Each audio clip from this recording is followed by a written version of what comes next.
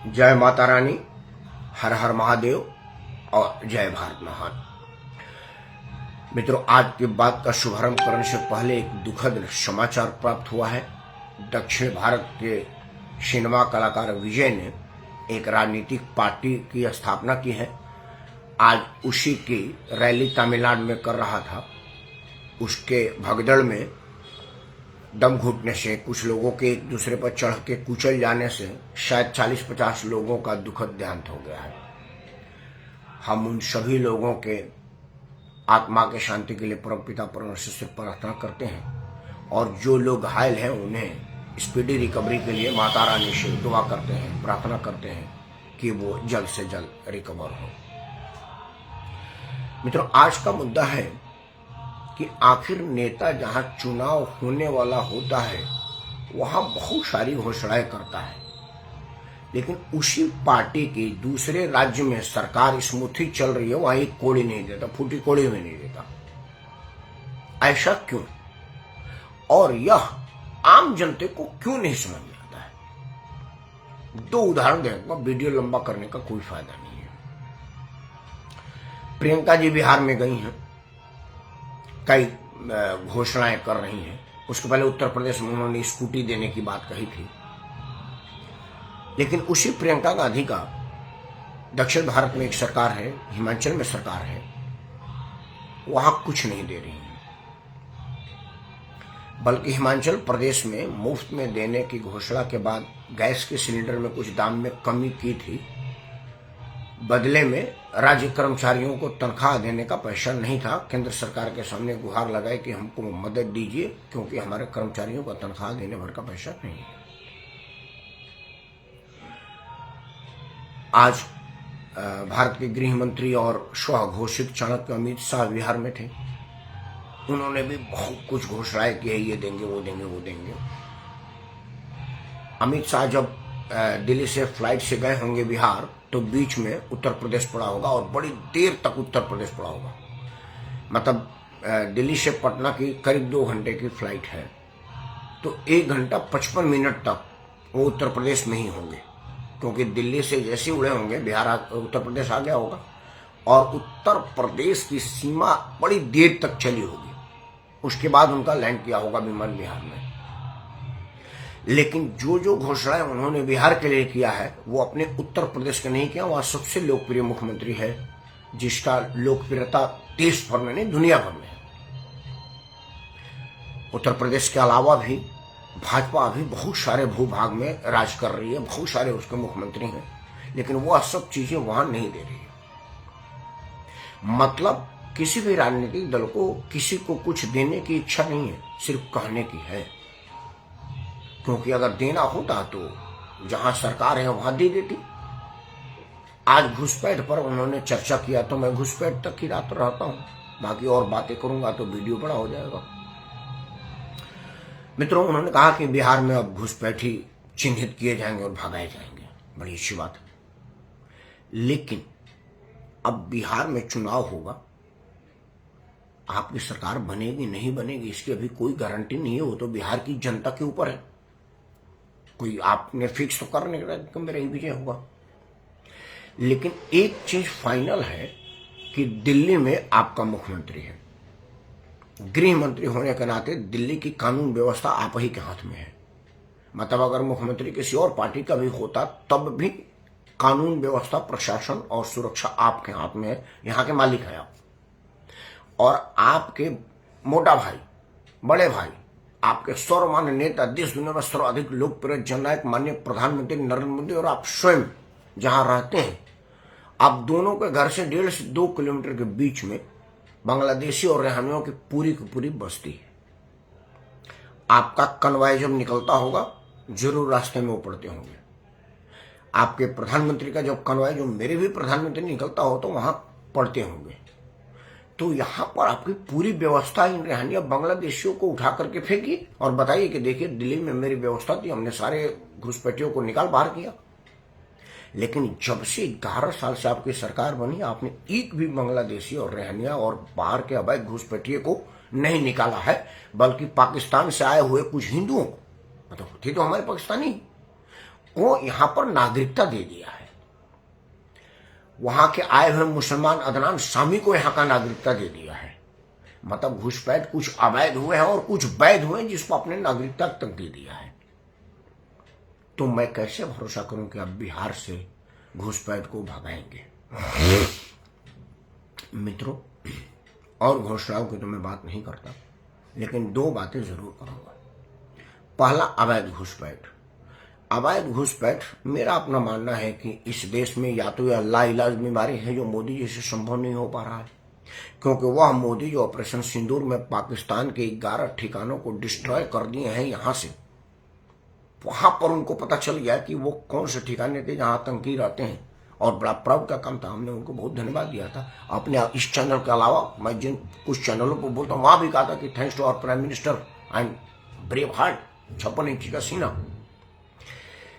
लेकिन आप भारत के अंदर ही आपको पता नहीं है कि वो घुसपैठी कहाँ रह रहे हैं, उन पर एक डंडा भी नहीं बरसाया जा रहा है। ऊपर से वो घुसपैठिया कर रहा, बुला रहे मैं पाकिस्तानी हूँ, बंगला बुला जिसको बुलाना हो, इतनी बेहूदगी से। और आपको चैलेंज करते हो, आपने घर से 2.5 किलोमीटर पर है, कह रहे हैं हाँ मैं बांग्लादेश हूँ, बुला जिसको बुलाना हो। और अब तक उसको कुछ नहीं हुआ, एकदम चौड़े में घूम रहा है। मेरे घर से 1.5 किलोमीटर दूर पे है वो, और अभी भी बिल्कुल सुरक्षित है अपने आलीशान बंगले में। उसका वो बंगला ही है। और अभी भी दिल्ली सरकार के डिस्पेंसरी की एक गाड़ी वहां खड़ी रहती है, और राशन सप्लाई वाली गाड़ी खड़ी रहती है, और मुफ्त में उनको मिलता है, क्योंकि यहां पर उनका कोई घर द्वार मकान तो है नहीं। दूसरा, जिसकी मैं बड़ा घोर विरोधी हूं और आप भी विरोधी थे, मुफ्तखोरी। मैं दिल खोल के आपका तारीफ किया था जब आपने कहा था कि मुफ्त की रेवड़ी से देश की अर्थव्यवस्था प्रभावित हो रही है, बर्बाद हो रही है, हमको इससे परहेज करना चाहिए। लेकिन अब आप औरों से ज्यादा मुफ्तखोरी को बढ़ावा देने लगे। आपकी मुफ्तखोरी तो अब कोई आपके सामने ही नहीं है। और हमारे यहां कहते हैं भोजपुरी के हिनवाना का देख करके हिनवाना रंग बदलता है। जब लालू प्रसाद का बेटा ने मुफ्त में देने का बिजली और कुछ योजनाओं की चर्चा किया था, तो आप विधानसभा में भरे आपके मुख्यमंत्री नीतीश कुमार ने कहा था कि पैसा कहां से लाओगे, और यह होने नहीं देंगे हम, क्योंकि इससे बिहार चौपट हो जाएगा। कितना दुखद है कि जिस बिहार का पक्ष विपक्ष और निष्पक्ष तीनों दल के नेता कहते हैं कि विशेष पैकेज नहीं दिया जाएगा तो बिहार बर्बाद हो जाएगा, बिहार में भूखमरी है, बिहार में कई तरह की मजबूरी है, विशेष राज्य का दर्जा और विशेष राहत को तुरंत दिया जाए। और उस राज्य में पक्ष विपक्ष निष्पक्ष तीनों अपने चुनाव में कोई 2,000 रुपये महिला को देना कह रहा है, कोई 1,500 दे रहा है, कोई 5,000 देने की बात कह रहा है। नरेंद्र मोदी ने तो 10,000 रुपया दे दिया कई लाख महिलाओं को। तो जिस बिहार राज्य की आर्थिक स्थिति इतनी खराब है कि केंद्र से मदद मांगने की राजनीति हो रही है, विशेष राज्य दे दीजिए, विशेष पैकेज दे दीजिए, और प्रधानमंत्री दे रहे हैं। आपको याद होगा पिछले से पिछला चुनाव में 1 लाख करोड़ दूं, 2 लाख करोड़ दूं, 5 लाख करोड़ दूं, बोलो 6 लाख करोड़ दूं कि 20 लाख करोड़ दूं, बोली लगा के जो प्रधानमंत्री मदद बांट रहा था, वही प्रधानमंत्री मुफ्त में बांटने की बात कर रहा है। तो क्या मैं कहूं कि देश की आर्थिक दुश्मन है आप? देश को आर्थिक स्थिति पर कंगाल पहुंचा करके देश को किसी देश के सामने गिरवी रखने की योजना है आपकी? या तो मुझसे जमा नहीं है, क्योंकि भारत प्रथम आपका सोच है। बांग्लादेश की स्थिति हमने देखा, नेपाल की स्थिति देखा, और श्रीलंका का भी देखा। यह सारे जो राज्य हैं वो लोक लुभावन नारे और आर्थिक भ्रष्टाचार की वजह से इस स्थिति को आई। नेपाल में तो अलग तरह का आंदोलन था, श्रीलंका में तो सीधा सीधा था कि श्रीलंका सरकार मुफ्तखोरी और लोक लुभावन चीजें दी, और लोक लुभावन के वजह से अपनी सरकार चलाई, और अंत में आर्थिक स्थिति इतनी बिगड़ गई कि वहां के राष्ट्रपति को रातों रात भागना पड़ा। श्रीलंका तो एक छोटा मुल्क था, आपने भी सहारा दे दिया, श्रीलंका सर्वाइव कर गया। लेकिन ये 150 करोड़ लोगों को कौन सहारा देगा? धरती का कौन सा ऐसा देश है जहां 150 करोड़ लोग सहारे के रूप में समाहित हो सकते हैं? सारे देश की संख्या मिलाकर के 150 करोड़ नहीं बनती है जहां आप अकेले हैं।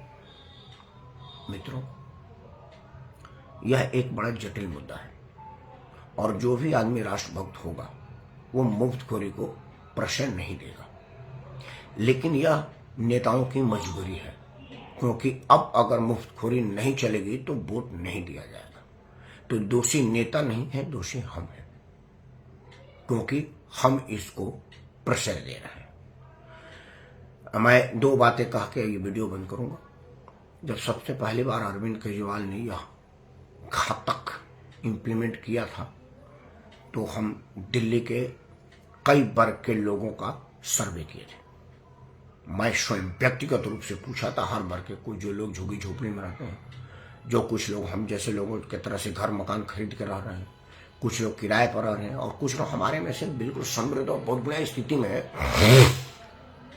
जिनकी स्थिति बहुत अच्छी है। उन हर वर्ग के लोगों से पूछा, एक ही चीज कंक्लूजन मिला कि देखो, नेता लाखों करोड़ रुपए लूट लेता है, उसकी तुमको चिंता नहीं है, और अगर 200 यूनिट बिजली हमको मुफ्त में दे रहा है तो तुमको दर्द लग रहा है। उनका तर्क भी अपने आप में सही था। वो कह रहे कि फलाना वाला नेता जब चुनाव में आया था तो पैदल आया था, और अब चुनाव के 1.5 साल बाद आया है तो गाड़ियों की काफिला में है और नई चमचमाती गाड़ियां है उसके पास। तो वो शरेआम हजारों करोड़ लूट रहा है, तो उसके विषय में नहीं सोच रहे हो? कोई ना तो सरकार सोच रही है, ना कोई संस्था सोच रही है। 200 यूनिट बिजली और 2 किलो अनाज पर तुमको अरब 10 की अर्थव्यवस्था बर्बाद हो रही है। अगर जितना लाख करोड़ रुपये फलाना वाला नेता लूट ले, उसमें तो कई गांव की गरीबी दूर हो जाएगी। और वह बात बिल्कुल सही कह रहा है, और इस बात का उत्तर मेरे पास नहीं है। आखिर हम उन गरीब लोगों की 200 यूनिट बिजली और 2 किलो अनाज पर चिंता कर रहे हैं कि अर्थव्यवस्था बर्बाद होगा, और उन लोगों की क्यों नहीं कर रहे हैं जिनके पास एक एक नेता के पास हजारों हजारों करोड़ रुपया है, बल्कि मैं कहूंगा कि शायद इससे भी ज्यादा है। एक नेता जो आज लंबी चौड़ी फेंक रहा है, वो स्वयं में कहे थे कि मैं पटना के चपरासियों के लिए आरक्षित वेटरनरी अस्पताल के चपरासी के 10 बाई 10 के कमरे में हम 10 भाई रहा करते थे। सोचिए जमीन पर कैसे सोते थे, एक भाई की जमीन 1 फुट जमीन आती थी और 1.5 फुट के पहलवान हम लोग थे। बताते कि जिस तरह से भूसे की बोरी रखी जाती है उस तरह से एक दूसरे पर हम लोग रह करके सोते थे। और आज उनका 9 बच्चा और 2 लोग 11 लोग हैं। जहां 10 बाई 10 के मर 10 लोग रहते थे, आज 11 लोगों का 11 बंगला है देश के हर मशहूर शहरों में। मेरे घर से कुछ ही दूर पर दिल्ली का सबसे महंगा, जहां पर मेनका गांधी का घर है, जहां पर अब टाटा का घर है, बिरला जी का घर है। टाटा, बिरला और सोनिया गांधी, मेनका गांधी जैसे बड़े लोगों के बीच में लालू जी का घर है। तो अगर हम बात करने लगे तो इस पर तो बात करना पड़ेगा ना। तो यह सब का समूल नाश कैसे होगा, यह एक बड़ा कठिन प्रश्न है, और जब तक इसका उत्तर नहीं मिलेगा तब तक मुफ्तखोरी का इलाज नहीं मिलेगा। और यह तभी संभव होगा जब कोई एक आध आदमी ईमानदार तो आवे, लेकिन कोई आदमी ईमानदारी दिखा के आता है वो सबसे बड़ा बेईमान साबित होता है। यह कई बार के एक्सपेरिमेंट से हम लोगों ने देख लिया है। दिल बड़ा दुखी है, और दुखी मन से कह रहा हूं कि नरेंद्र मोदी जो 5 किलो गेहूं और राशन मुफ्त में दे रहे हैं 85 करोड़ लोगों को, अगर वो आज बंद कर दें तो कल ही उनकी सरकार गिर जाएगी। और जिस तरह से आरक्षण सिर्फ 10 साल के लिए था, बढ़ाते बढ़ाते अब आगे और कोटा बढ़ाया जा रहा है।